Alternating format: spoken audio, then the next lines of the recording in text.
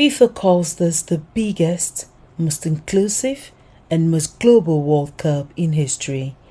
But across Africa, millions of supporters, journalists, and officials are experiencing a fundamentally different tournament, one where wealth, politics, and the power of a passport matter far more than a passion for the sport.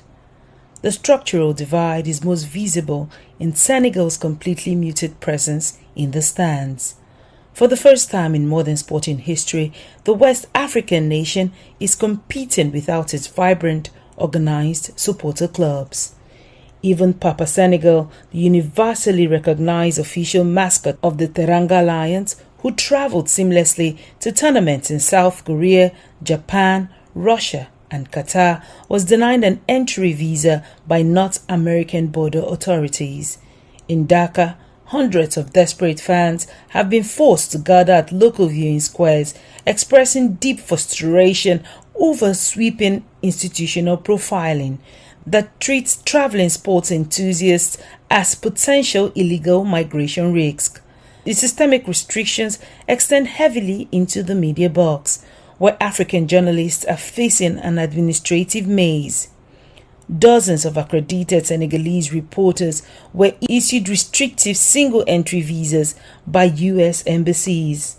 In a tournament split across 3 nations, this single-entry protocol means that if a journalist leaves the United States to cover Senegal's group matches in Canada, they are legally barred from returning to cover the rest of the tournament.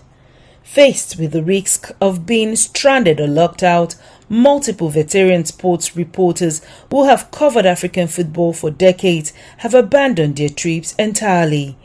This stands in stark contrast to the 2022 edition in Qatar or the 2018 tournament in Russia, where host governments implemented universal fan IDs and unified media visas to guarantee cross-border mobility.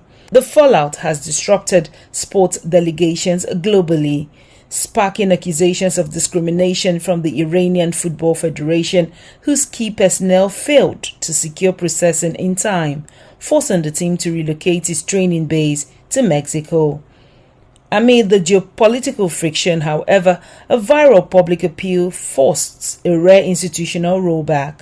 Cape Verde's 40-year-old veteran goalkeeper Vozinha broke down in tears on live international television after his mother was denied an entry visa ahead of his historic fixture against Spain.